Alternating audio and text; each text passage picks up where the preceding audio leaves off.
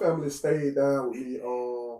My mama sent me money. My mama made a way out of nowhere to come and visit me at least twice a month. And you got to think Alto like 2-3 hours. Yeah. That's in Gainesville. That's in Gainesville, North Georgia. That's Habersham County. Every I done been to like 9 different prisons: Valdosta, Telfair, Alto, Frank Scott, Waycross, Dooley. I done been everywhere. All the bad ones. And my mama came. You know what I'm saying? She came everywhere I went. Grandma send me money once a month. She get that first of the month check. I know I got $100 coming. Every single month, by the third, I got me $100 on there. My family stayed down. But I will say this too. I'm gonna tell you something, give you a little sneak peek. That nigga stayed with the stove bags. My uncle, and they didn't know at the time, but my uncle was the commissioner over all of the prisons here in Georgia. Oh yeah. My uncle Derek, he was the commissioner at the time over all the prisons. So anywhere I would go, he would get me close to home to my mama, but I'm so much of an asshole. I go down here, fight, I buck. Now they got to ship me off now 2-3 hours away from home when I was just at Burgers, 30 minutes up the street. I'm down here telling everybody, hey, let buck, man. They ain't getting us these trays on time. Let buck. We got to get you out of here. Now you 2-3 hours away from home. But I did have a inside man to be able to let my mama know, hey, he gonna need this. Now when he tell you he needs some money, send him some money. He need this, he need that. Make sure you get these packages to him. Right. So my family stayed down with me. You know what I'm saying? It didn't mess up my family dynamic at all. So for his question, what is Buck? Buck is not fighting. Buck is being non-compliant with the officer. Refusing to obey. They said go to your room. I'm bucking, not going nowhere. And we got to wrestle now. The officer got to come slam, pick us up, and all that extra junk. That they train you to do. But so for me, no, my mom and my auntie Linda, my mom and Lenny, them the only two that stayed down with me. The whole ride. I had one. My dad sent me money 2 times, equaled up 75 one time, 25 another time. But yeah, only my mom and my auntie. What about you? Oh, my auntie Pom Pom, when I first was in Alto, she was the only one really like sending paper. And then, you know, my mother, she got her stuff together. So she would, when my sisters then got a little older, my mother would orchestrate where she'll get a little from Ratty, a little from Tisha, a little from OG, and all of them just collectively took care of me throughout my bed. And it wasn't until like the last few years my dad kicked in, and he started sending me like $80 a month. So I felt like I was that nigga then. I was balling on them nigga then. But shout out to Paul, man. Peasy, man. My cousin Peasy. Oh yeah. Every time I call Paul, man, I used to call him when I was I was doing time in the state. I used to call Paul Ken Nugent, cause one call, that's all. Right. When I used to call Paul, what you need, cuz? What you need? Man, I need about $50, cuz. I need on Western Union. I'm gonna send you 100, cuz. I got you, cuz. Every time that nigga was there. Yeah. See, for our first 2 years in prison, me and him was together, like in the same dorm. Like, so whatever he ain't got, I got. Cause I know my mama don't gonna send some money. But I had them stove bags. We ain't worried about no soups, no pies, no drinks, none of that, bro. Nah, we want one. We want none of them guys. Yeah, you gotta understand it too, though. Like with our relationship, with getting locked up, we ain't never win against each other, ever. Right. Me and him slapboxed in the room one time. I think he done blows my nose. Hey, yeah. we were mad about something. But after that, it was just over with. You know what I'm saying? Like, man, come on, man, let me make a pocket. Like, my brother. Ran down in there. He was on lockdown on the same SMU. Pot this here, ran down in there. Come on, let me get that. I got 2 more questions. Second to last question is, what would you say to young people who think going to prison is like something to brag about? It's a badge of honor. They do stuff to get in trouble to go to prison. What would you say to them? You're a fool. A lot of YNs. You're a fool, and you might go in there and might not come back out. You're a fool. It might be a girl when you go out. It ain't even that. You probably the chances of you dying or surviving prison, it ain't 50-50 right now. Yeah. The stuff that get posted online, the guys that I'm still connected to that I talk to now, it ain't no even playing field. You think you finna go in there and just do what you want to do and run how you want to run, you're not gonna come. What I hear, a lot of the young people on the street now, they always boasting and bragging about their homeboys and their family that's down the road. You don't know where you're gonna end up at. Yeah, that don't mean nothing. You can go to a whole nother camp. You know, Don't know nobody. you know, you don't know nobody. People just don't respect your people. Your cousin that's up the road could be talking to you on the phone today and might be dead tomorrow. It's just prison politics. Like, you know, I heard a story where a dude came in, your own homeboy, that was your homeboy on the street, will sell you out. Yeah, for sure. You know, for sure. Will sell you out on some. See, you know, I'm coming at you, and you owe me. You know what I'm saying? But I tell you, I want him or whatever, and sell you out for that. Your own partner. Alto was the only prison that I went to where they were just gay like that. Them other prisons I went to, man, they weren't really on that, man. They was on conservative gays. You had the ones that got the punks, but they low key. They low key with it. They in the cut, you know what I mean? Alto was wild, like a circus, like a circus. And ain't no prison have replaced Alto with that. No. Ain't no prison replace Alto with that. I thought Greenville was the closest thing to Alto. Cause right now you'll get hurt just for being gay around people. Right. You know, you might get stabbed. But I would say, man, listen, to the youth. You know, I got the Youth Nation Foundation, man. I'm about to launch real soon. So it's gonna be a charitable effort to really, you know, enlighten the youth on what's going on behind that wall, man, and give them tips and tools to use to prevent going in that place. Family first. That's what I'm gonna say first, man. Look at your brothers and your sisters in your household. Hug on them, love on them, man, and fellowship with them first before you try to find that kind of love from people in gangs and in the streets. You know what I mean? Like, take the time to get to know your brother and your sister and your cousin, and you know, and lead by example. Lead by example. You don't have to pick up a gun and go rob nobody. You can go get your gun registered and just protect your peace. You see what I'm saying? Go to work. See, we didn't know all this stuff. So now I'm old enough to tell the youth. Now I done did 17 years, 10 in the state, 7 in the feds. I can say now, hey, it ain't cool to go to prison, man. Right. It ain't cool to rob people that's going to work for their hard-earned money. Now you in the streets and you robbing other street dude, that's just street shit. You smell me, hey man, whatever you got, if it's street shit, man, hey man, say man.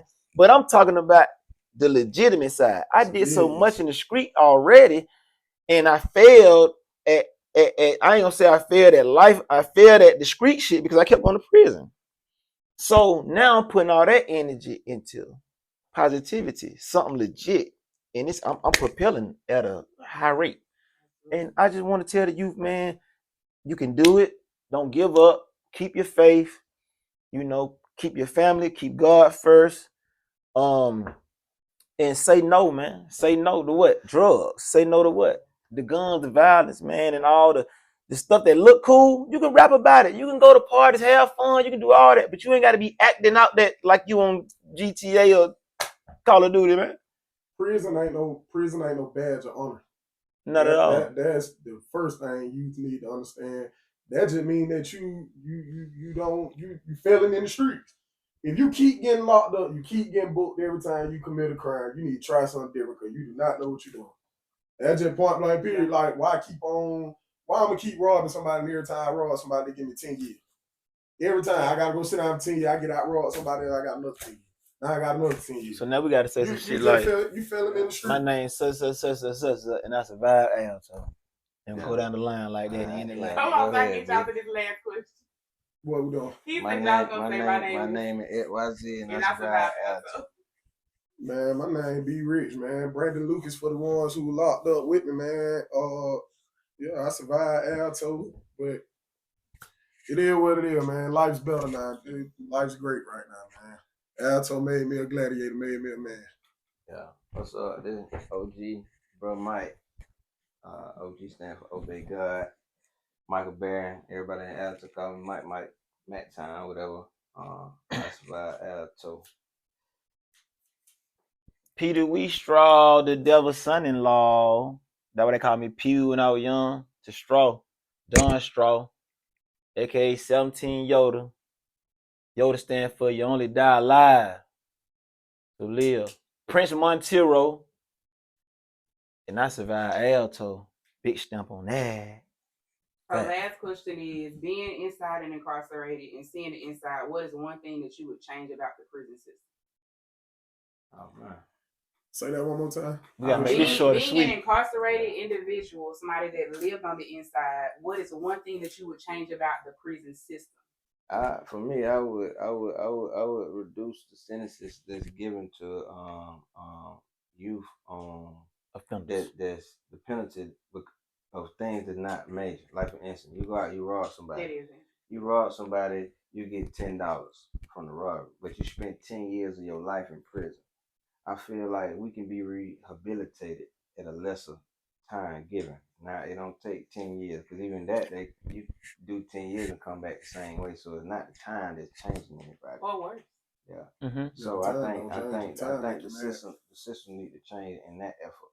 You know, because honestly, I don't know if it's just the black community that own it, but I haven't met yet somebody white that robbed somebody that done did 10 without. It's a lot of young black men that's getting this long 15, 10-year sentence for robbery. The thing that I would change, you really need is no rehabilitation in the Georgia prison system. Like none, period. It's like even if you're getting your GED or getting a trade, you need real deal rehabilitation. Like the inmates need therapy sessions. Because you got people who've been in there since they were 15, 16 years old, man. I'll making one bad choice. You know what I'm saying? Like they say, at 14, 15 years old, you ain't even mature enough in your mind to really know what you're doing and what you're really dealing with. And now you got 30 years to sit down and think about it. The penalties of what you do are too harsh, but they are reality. So you still should check what you do. Yeah. But they need real rehabilitation in prison. Facts. I know like real rehabilitation. Right now, partner, one of the closest people to me in prison, Quentin Jackson, they call him DQ. You still got DQ? Yeah, he got locked up at 15. He above 40 now, so he been locked up since he was 15. He 40 something. You know, one bad decision.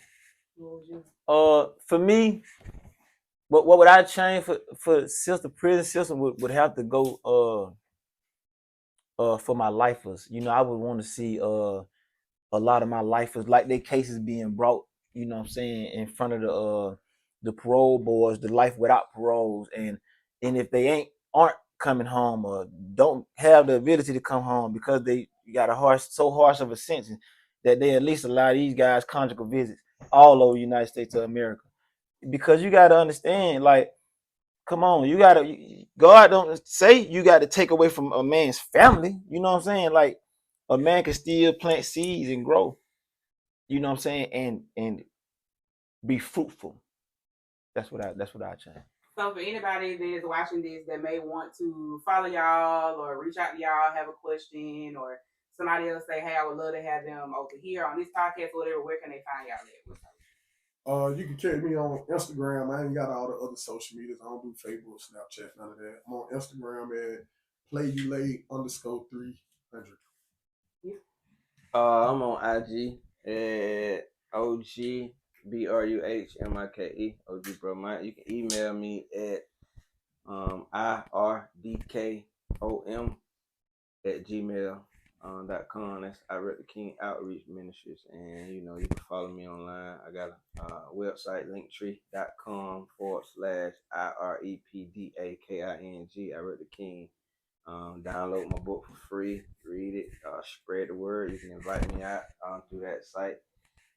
If you reach out to me through that site for us, I will, let them know as well, and we can agree or disagree about whether we'll be able to participate in whatever event or conference or whatever that you have going on. But definitely, your youth need to hear these stories and need to hear what we have to say. We definitely can make a difference. And where can we find you? Facebook, Don Straw, that's DON space STRAW. Instagram at 17 Yoda, 17 Yoda, 17 YODA. TikTok 17 Yoda, Twitter 17 Yoda. Yeah, find your boy right here in the trenches of the city. Also, it's a wrap. I want to, and he may or may not use this. Let the ending footage be y'all deafing each other somehow when we say it's a wrap. So Oh, for sure. it's a wrap. Lord, brother. Good, brother. Love, man. Same love, baby. Yes, sir. For sure. Yes, sir. Yes, sir. About an hour.